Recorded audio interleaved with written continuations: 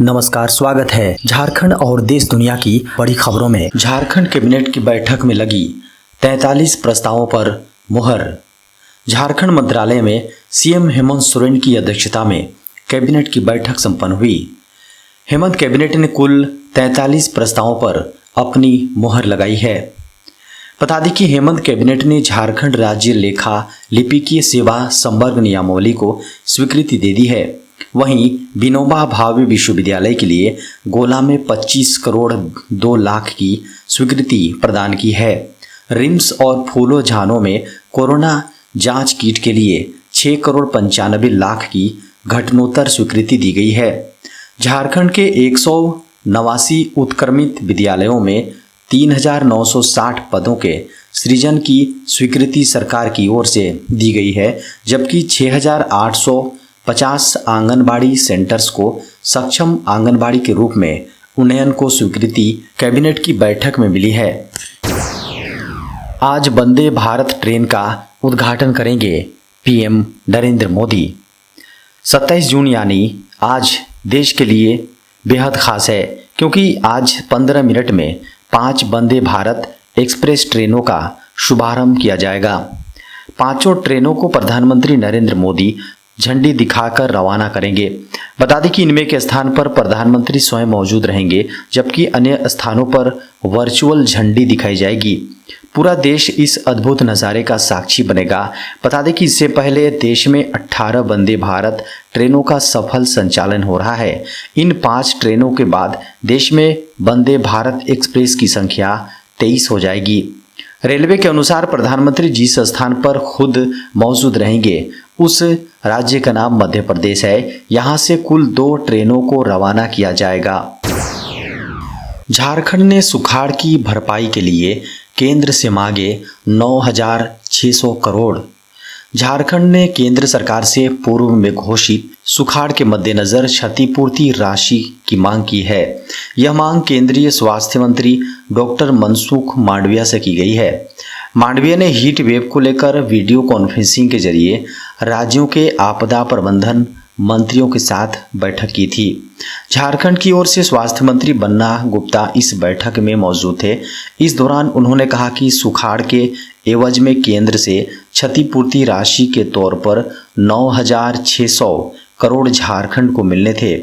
यह राशि अब तक झारखंड के लिए उपलब्ध नहीं कराई गई है। केंद्र सरकार संवेदनशीलता से इस दिशा में सहयोग के लिए कदम बढ़ाए। बन्ना गुप्ता ने लू और वज्रपात को राष्ट्रीय आपदा में शामिल करने की मांग प्रमुखता से उठाई। कहा कि लू या शीतलहर के कारण हुई मौत को लेकर केंद्र को स्पष्ट दिशा निर्देश जारी करना चाहिए। झारखंड में 27-28 जून को बारिश के आसार। झारखंड में मानसून पूरी तरह से सक्रिय हो गया है। मौसम केंद्र ने पूर्वानुमान किया है कि 26 और 27 को झारखंड के कई जिलों में बारिश का अनुमान है। मौसम विभाग के पूर्वानुमान के अनुसार 27 जून को झारखंड के लगभग सभी इलाकों में गर्जन के साथ हल्के से मध्यम दर्जे की बारिश की संभावना है। वहीं 28 जून को भी झारखंड के कई स्थानों में हल्के से मध्यम दर्जे की बारिश होगी। 29 से 2 जुलाई तक झारखंड के कुछ स्थानों पर गर्जन के साथ हल्के से मध्यम दर्जे की बारिश का अनुमान है। वहीं अगले 3 दिनों के दौरान अधिकतम तापमान में कोई बदलाव की संभावना नहीं है। उसके बाद अगले 2 दिन में अधिकतम तापमान में 2 से 3 डिग्री सेल्सियस की वृद्धि हो सकती है। मौसम विभाग ने झारखंड के कई जिलों में 27 जून तक येलो अलर्ट जारी किया है। झारखंड के डिग्री कॉलेजों में भी बंद हो सकती है इंटरमीडिएट की पढ़ाई।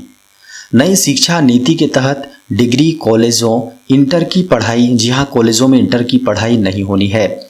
इसी नियम के अनुसार अंगीभूत कॉलेजों में सरकार ने इंटर की पढ़ाई बंद करा दी है। अभी भी डिग्री कॉलेजों में भी अंगीभूत कॉलेजों की व्यवस्था के अनुरूप इंटर की पढ़ाई की जाती है। अब ऐसे में इन कॉलेजों में पढ़ाई को लेकर झारखंड एकेडमिक काउंसिल यानी जैक के द्वारा दिशा निर्देश जारी किया जा सकता है।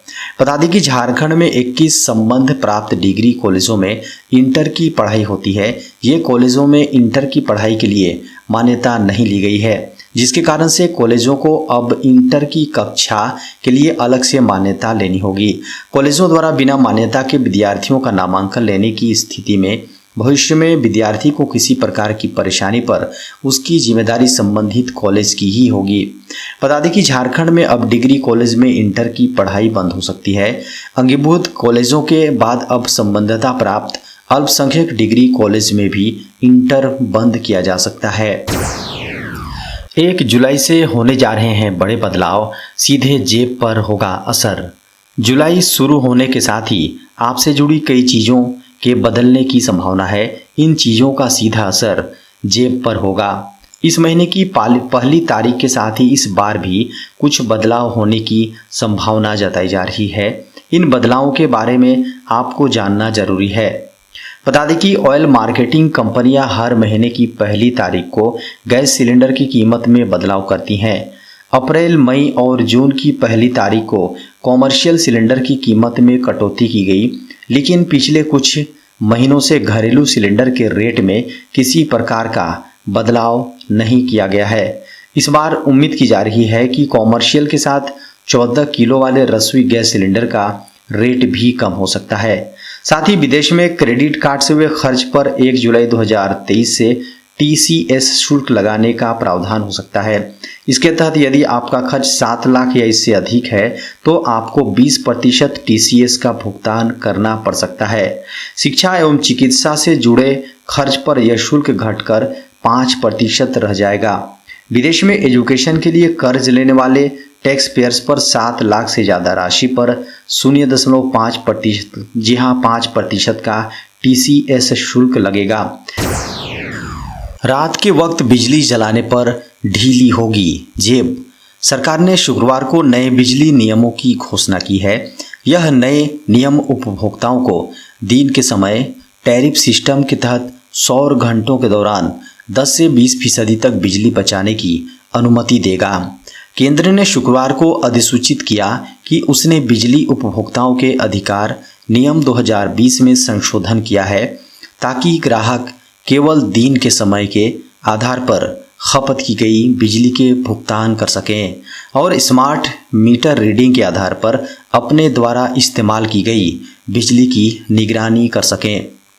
बता दें कि इस नई घोषणा से दिन के दौरान बिजली दरों में कटौती की अनुमति मिलेगी, लेकिन रात के व्यस्त घंटों के दौरान दरों में 10 से 20% तक की वृद्धि होगी।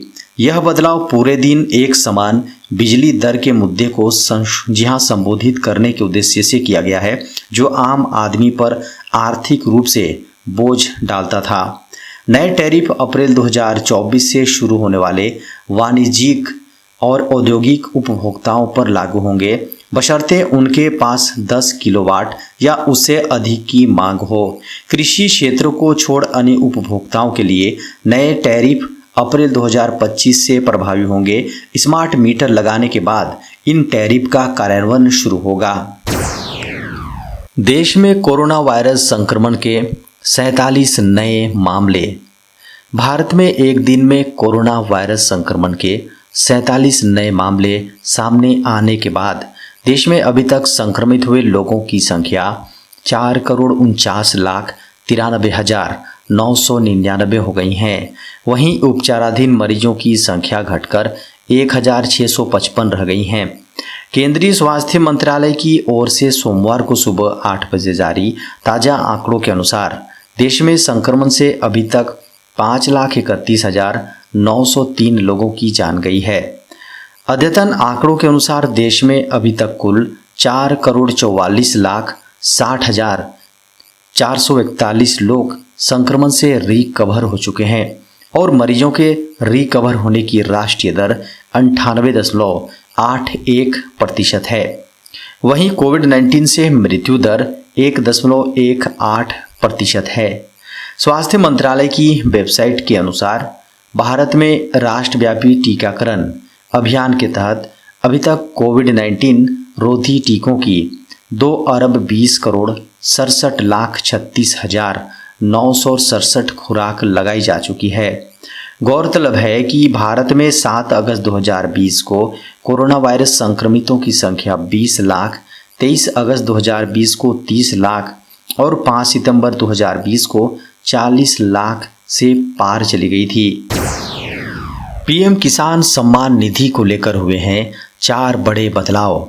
अगर आप प्रधानमंत्री किसान सम्मान निधि के लाभार्थी हैं तो सावधान हो जाएं, क्योंकि सरकार ने 14वीं किस्त से पहले निधि में 4 बड़े व अहम बदलाव किए हैं।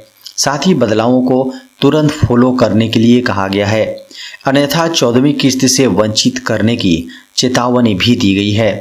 बता दें कि इससे पहले पात्र किसानों को 13 किस्तों का लाभ मिल चुका है। साथ ही महीने के अंत तक 14वीं किस्त खाते में आने की संभावना है।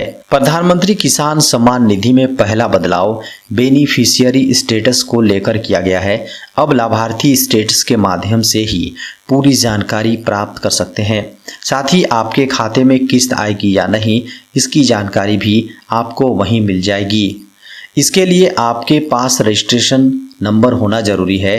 पोर्टल पर आधार नंबर व मोबाइल नंबर डालकर आप अपना पूरा ब्यौरा बेनिफिशियरी स्टेटस के माध्यम से देख सकते हैं।